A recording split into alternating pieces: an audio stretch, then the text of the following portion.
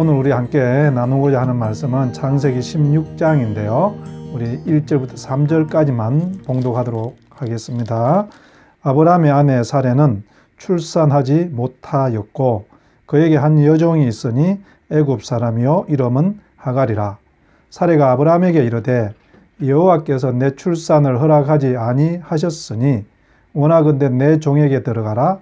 내가 혹 그로 말미암아 자녀를 얻을까 하노라 하매 아브라함이 사레의 말을 들으니라. 아브라함의 아내 사레가 그 여종 애굽 사람 하갈을 데려다가 그 남편 아브라함에게 처벌어 준 때는 아브라함이 가나안 땅에 거주한 지 10년 후였더라. 아멘.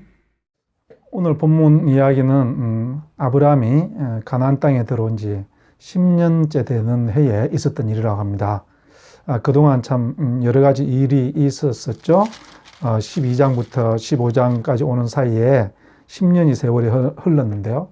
첫 번째로는 가나안, 기근 때문에 또 여러 가지 일이 있었고, 두 번째 있었던 것은 뭡니까? 또 조카 롯이 아브라함을 배반하고 떠났던 그런 이야기, 그리고 그 롯을 구하기 위해서 위험을 무릅썼던 이야기, 그리고 하나님께서 다시 나타나셔서 너에게 반드시 내 몸에서 날짜를 주겠다.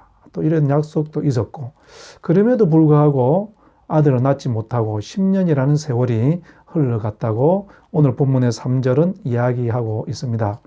그러니 아브라함은요, 이제 내 몸에서 날짜라고 했고, 그런데 지금 사레는 이제 아이를 낳을 수가 없고, 그래서 아브라함과 사레는 아마도 사레는 아이를 못 낳을지라도 그의 몸종인 하갈을 통해서 아이를 낳으면 그것이 하나님의 계획인가 보다. 그렇게 해서 하갈이라는 몸종을 통해서 아이를 낳기로 결심을 했습니다.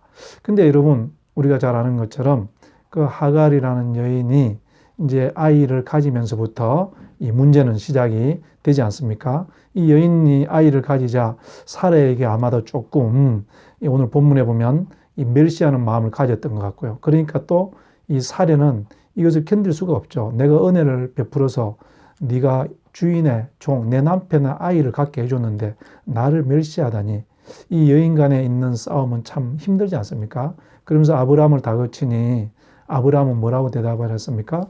당신이 좋을 대로 해라. 그래서 이 사레가 하갈을 학대했다고 6절에 되어 있습니다. 사레가 하갈을 학대하니 이 하갈이 도망쳐가는 이런 이야기가 오늘 본문의 이야기입니다. 우리는 계속해서 12장 1절의 말씀, 내 고향 땅의 삶을 떠나서 내가 보여주는 삶으로 가라. 그래서 아브라함의 이 여정을 통해서요, 아브라함 속에 남아있는 그의 어떤 그 고향에서 체화된 삶이 무엇이고, 그런 중에 하나님이 보여주시는 삶이 무엇인지를 우리가 살펴보고 있고요. 아브라함에게 하나님이 보여주는 그 삶은 바로 우리에게도 보여주는 삶이니 우리가 그 삶을 따라가자, 이런 말씀에 이 살핌을 계속하고 있습니다. 오늘 본문에서 아브라함을 통해서 드러나는 아브라함의 옛삶, 고향에서 자기도 모르게 배웠던 그 삶은 어떤 것이 있습니까? 이 아내 사레가 아이를 낳지 못하니 이 몸종 하갈을 통해서 아이를 낳겠다는 이 마음, 여러분, 이것은 하나님의 마음이 아니죠. 그는 아이를 낳지 못하자 하나님께서 분명히 약속을 했는데 아이를 낳지 못하자 인간적인 생각, 자기가 살았던 바빌론의 그 삶의 생각을 하는 것입니다. 몸종을 통해서 낳자, 그죠? 이렇게 했습니다. 그런데 그렇게 해서 아이를 가지게는 됐죠. 그런데 그 이후에 문제가, 어떤 문제가 생깁니까? 사레와 하갈이 다툼이 발생하고요. 그래서 하갈은 집에서 쫓겨나게 되고, 여기서 또 한 가지 아브라함의 잘못된 태도를 우리가 볼 수가 있습니다. 이 사레와 하갈에게 다툼이 있을 때 아브라함은요, 여기서 이 문제를 해결하지를 못하고 뒤로 빠져서 사라에게 그 문제 해결을 넘겨버리고 있습니다. 이 아브라함의 모습은요, 롯이 위기에 처했을 때, 또 롯과 이 자기들의 목동이 다툼을 했을 때 이 아브라함이 결단을 하고 나서는 이 하나님 기뻐하는 모습과는 전혀 다른 모습임을 알게 됩니다. 그러니 이것이 오늘 본문에서 보여주는 두 번째 아브라함의 옛 모습인 거예요. 한 힘없는 여인을 자기의 이 씨바지로 삼을 수 있다는 이 잘못된 생각, 그리고 이 여인들끼리 다툼이 있었을 때 자기가 분명히 해결해야 될 일임에도 불구하고 그것을 사례에게 미뤄버리는 이 무책임한 태도, 그뿐만이 아니죠. 자기들이 희생양으로 삼았던 그 하갈이 자기들에게 조금 이 마음에 어려움을 준다고 해서 그를 학대하고 내쫓아버리는 이 모습이야말로 아브라함이 떠나야 할 삶이었던 것이죠. 근데 그런 이 하갈에게 이 하나님이 오셨습니다. 하나님이 오셔가지고 9절에 하갈에게 먼저 뭐라고 말씀하시는가 하면요, 여호와의 사자가 그에게 이르되 내 여주인에게로 돌아가서 그 수하에 복종하라. 하나님은 먼저 하갈에게 다시 집으로 돌아갈 것을 요청합니다. 내 위치에 있으라는 것이죠. 물론 하나님께서는 이 여인에게 자유를 주고 정말 한 가정을 세울 수도 있었겠죠. 근데 하나님이 이 본문에서 우리에게 가르치는 것은요, 우리가 있어야 될 자리가 있다는 거예요.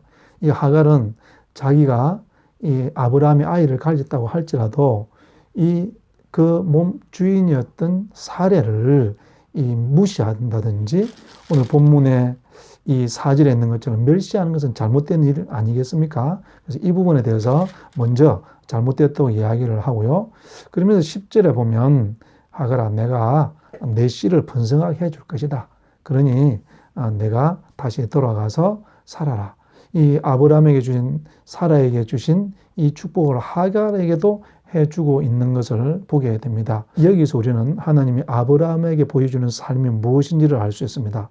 하나님은 하갈도 아브라함과 사레와 동일하게 귀하게 여긴다는 것입니다. 그러면서 이 하갈이 13절에 보면 여호와 하나님을 나를 살피시는 하나님이시다, 이렇게 고백을 하는 것을 보게 됩니다.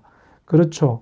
여러분, 우리 하나님은요, 우리를 살피십니다. 우리의 삶을 살펴주시고 우리의 마음을 살펴주시고 우리의 원통한 우리의 심중을 살펴주셔서 함께 공감해 주시고 함께 울어주시고 함께 기뻐해 주시는, 우리를 살피고 우리와 함께 하시는 그런 하나님인 것입니다.